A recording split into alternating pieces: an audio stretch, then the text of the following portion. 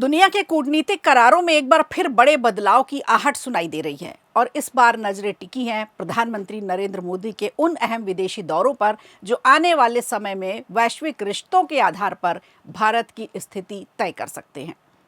Australia के प्रधानमंत्री Anthony Albanese ने पीएम मोदी को जल्द ऑस्ट्रेलिया बुलाया है। क्या कुछ कहा है उनके बारे में और भारत के बारे में, और क्यों ये दौरा पीएम का जरूरी है ऑस्ट्रेलिया के लिए, इस पर विस्तार से चर्चा होगी। और फिर ऐसे खतरनाक वायरस की दस्तक मिल रही है जिसने पहले भी हजारों जिंदगियों को निगल लिया था। एक खामोश शुरुआत, लेकिन खतरा तेजी से फैलता जा रहा है। अफ्रीका से उठी इबोला की ये लहर अब तक 900 से ज्यादा लोगों को अपनी चपेट में ले चुकी है और दुनिया एक बार फिर अलर्ट मोड पर आ चुकी है।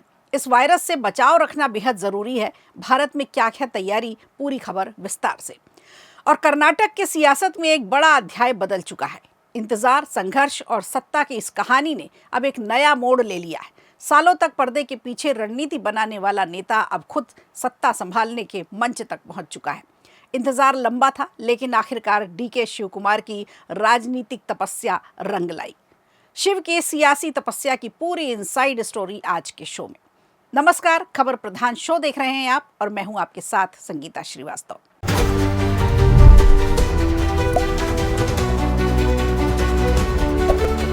कैनबरा में संसद को संबोधित करते हुए ऑस्ट्रेलिया के प्रधानमंत्री अल्बनीज ने कहा कि भारत के साथ रिश्ते बेहद महत्वपूर्ण हैं। 5 देशों की यात्रा के बाद जब प्रधानमंत्री नरेंद्र मोदी वापस लौटे तो देश के लिए लगभग 40 अरब डॉलर का निवेश लेकर आए, जिसमें तेल से लेकर ग्रीन एनर्जी तक का निवेश था। पीएम के विदेशी दौरों को अक्सर बेवजह की यात्रा, बेफजूल का खर्च बताकर विपक्ष सरकार पर कटाक्ष करता है।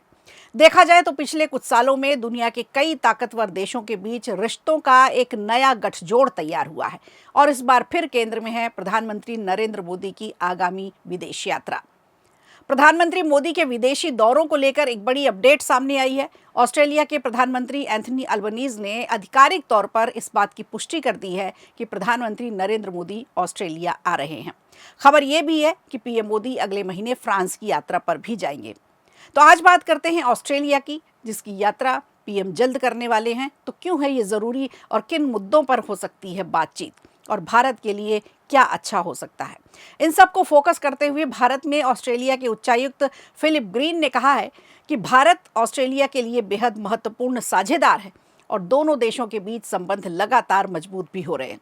फिलिप ग्रीन ने सोशल मीडिया प्लेटफॉर्म एक्स पर ऑस्ट्रेलियाई प्रधानमंत्री एंथनी अल्बनीज के भाषण का एक हिस्सा साझा किया है। इसमें भारत को लेकर सकारात्मक संदेश भी दिया है। उन्होंने लिखा है कि जब आपके प्रधानमंत्री उस देश के बारे में इतनी दृढ़ता और उत्साह से बात करते हैं जहां आप उच्चायुक्त के रूप में अपनी सेवा दे रहे हैं, तो ये काम और भी ज्यादा सार्थक हो जाता है। ऑस्ट्रेलियाई प्रधानमंत्री अल्बनीज ने कहा कि प्रधानमंत्री नरेंद्र मोदी का ऑस्ट्रेलिया में स्वागत करने के लिए वो काफी उत्सुक हैं। उन्होंने इसे एक विशेष अवसर बताया। उनका सौभाग्य है कि वे दूसरी बार प्रधानमंत्री नरेंद्र मोदी की मेजबानी करेंगे। तो उन्होंने भारत को दुनिया की सबसे तेजी से बढ़ती अर्थव्यवस्थाओं में से एक बताया। अल्बनीज ने यह भी बताया कि ऑस्ट्रेलिया केवल प्रशांत क्षेत्र का ही नहीं बल्कि हिंद महासागर का भी महत्वपूर्ण देश है। ऐसे में दोनों देशों के बीच आर्थिक सहयोग, व्यापार समझौते और सांस्कृतिक रिश्ते लगातार मजबूत हो रहे हैं। उन्होंने ये भी उल्लेख किया कि क्रिकेट, शिक्षा और संस्कृति जैसे क्षेत्रों में दोनों देशों को एक दूसरे के और भी करीब लाने में बड़ी भूमिका निभाई है। खेल और संस्कृति ने दिलों को जोड़ा है, ये बात खासतौर पर कही उन्होंने। प्रधानमंत्री अल्बनीज ने भारत में अपनी यात्राओं को याद करते हुए कहा कि वहाँ काफ़ी गर्मजोशी से उनका स्वागत किया और अपनापन वहाँ का उन्हें हमेशा याद रहता है। उन्होंने कहा कि इस यात्रा को भारतीय ऑस्ट्रेलियाई समुदाय और भी खास बना देगा, जो 10 लाख से ज़्यादा लोगों का एक बड़ा समूह है। यह समुदाय ऑस्ट्रेलिया की अर्थव्यवस्था और समाज में महत्वपूर्ण योगदान दे रहा है। तो कुल मिलाकर ये साफ है कि भारत और ऑस्ट्रेलिया के रिश्ते अब दिन दूनी रात चौगनी की रफ्तार से आगे बढ़ रहे हैं। आने वाले समय में ये साझेदारी और कितनी मजबूत होगी, ये देखने वाली बात होगी, और प्रधानमंत्री का ये दौरा कितना महत्वपूर्ण होता है, ये भी देखने वाली बात होगी।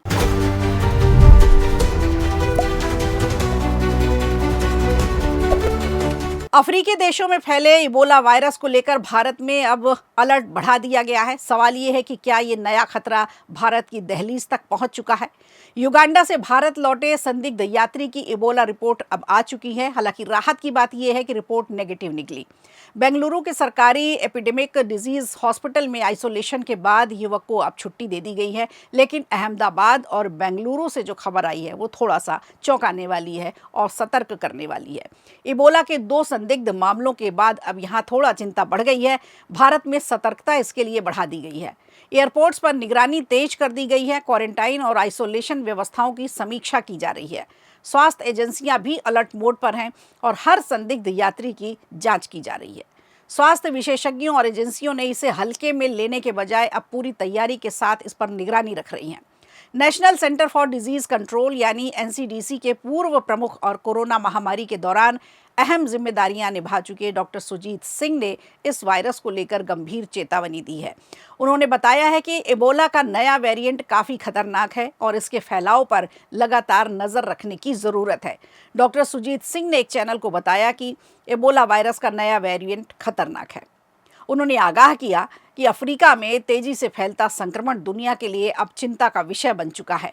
आपको बता दें, डॉक्टर सुजीत का कहना है कि अगर 100 लोगों को इबोला वायरस होता है तो उनमें से करीब 30 से 50 लोगों की जान तक जा सकती है। यानी इस वायरस में लगभग 50% तक मृत्यु दर का खतरा बन सकता है। ये आंकड़ा अपने आप में चिंता बढ़ाने वाला है और यही वजह है कि अब ये डराने वाला वायरस है। दुनिया भर की स्वास्थ्य एजेंसियां अलर्ट मोड पर हैं। उन्होंने ये भी बताया कि अफ्रीकी देशों में ये तेजी से फैलता हुआ संक्रमण अब केवल स्थानीय समस्या नहीं रह गया, बल्कि अब ये विश्व की चिंता का विषय बन गया है। जब आग एक जगह लगती है तो धुआं दूर तक जाता है और इसी तरह से संक्रमण भी अपनी सीमाओं में कभी बंद कर नहीं रहता। भारत में इस खतरे को देखते हुए हवाई अड्डों पर और भी जहां से प्रवेश किया जा सकता है उन पर निगरानी रखी जा रही है, सख्ती बरती जा रही है। देश के लगभग 33 एयरपोर्ट्स पर थर्मल स्क्रीनिंग की व्यवस्था की अब समीक्षा की जा रही है। आइसोलेशन रूम, क्वारंटाइन सुविधाओं को भी अपडेट किया जा रहा है ताकि किसी भी संदिग्ध मामले को तुरंत नियंत्रित किया जा सके। स्वास्थ्य विभाग, एनसीडीसी और अन्य स्वास्थ्य एजेंसियां मिलकर स्थिति पर लगातार नज़र बनाए हुए हैं। यात्रियों की स्क्रीनिंग हो रही है, रिपोर्टिंग सिस्टम अलर्ट मोड पर है और आपातकालीन प्रतिक्रिया को भी मजबूत किया जा रहा है। डॉक्टर सुजीत ने लोगों से अपील की है कि अफवाहों पर ध्यान न दें और केवल आधिकारिक जानकारी पर ही भरोसा रखें। किसी भी वायरल बीमारी के मामले में गलत जानकारी तेजी से फैलाई जाती है, जो स्थिति को और भी ज़्यादा बिगाड़ देती है। फिलहाल सरकार और स्वास्थ्य एजेंसियां पूरी तरह से अलर्ट मोड पर हैं, तो डर की बात नहीं, सावधानी जरूरी है।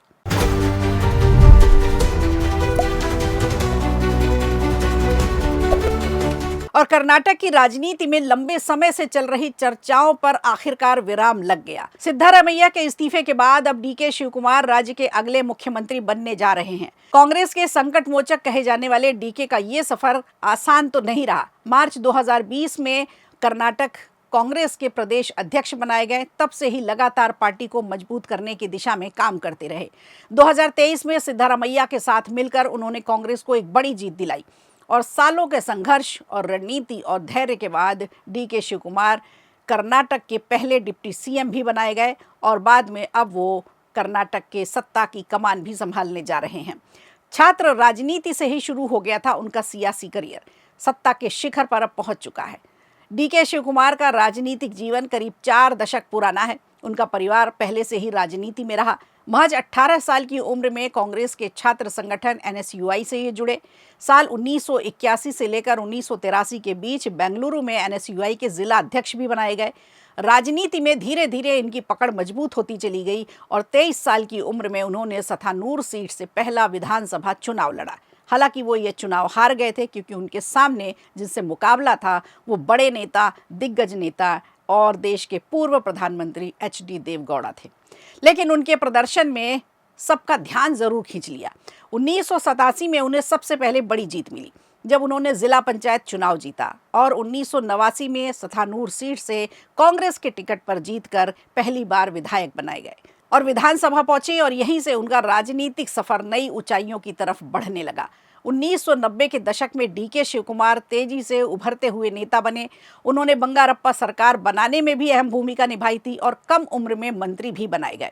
बाद में पार्टी में मतभेद हुए और 94 में कांग्रेस ने उन्हें टिकट ही नहीं दिया। फिर वो निर्दलीय चुनाव लड़े और जीत भी गए। उन्होंने सतानूर और बाद में कनकपुरा सीट से लगातार कई चुनाव जीते। पूर्व मुख्यमंत्री एमएस कृष्णा के करीबी होने के कारण उन्हें बिजली और शहरी विकास जैसे अहम मंत्रालयों की जिम्मेदारी सौंपी गई। धीरे धीरे कांग्रेस के सबसे भरोसेमंद रणनीतिकार बनते चले गए। डीके शिवकुमार केवल चुनाव जीतने वाले नेता नहीं रहे, बल्कि पार्टी के संकट मोचक बनकर उभरे। संकट के समय विधायकों को एकजुट रखना और चुनावी रणनीति तैयार करना पार्टी उन्हें सबसे अलग रखती थी। इसी वजह से 2017 में इनकम टैक्स के छापे पड़े और 2019 में मनी लॉन्ड्रिंग में ईडी ने उन्हें गिरफ्तार भी किया और उन्हें जेल भी भेजा। तो संघर्ष में एक ये कड़ी भी शामिल है उनके साथ। हालांकि जेल से बाहर आने के बाद उन्होंने फिर सत्ता में वापसी की और कहते हैं मेहनत का फल देर से ही सही लेकिन मिलता ज़रूर है। और डीके शिवकुमार का सफ़र अब यहाँ जाकर सत्ता की कुर्सी तक पहुँच चुका है, जो अपने आप में सबसे बड़ी मिसाल बन गया है। तो खबर प्रधान शो में आज के लिए इतना ही। दीजिए इजाजत, नमस्कार। वीडियो अच्छा लगा हो तो लाइक कीजिए, शेयर कीजिए और कमेंट बॉक्स में हमें ज़रूर बताइए।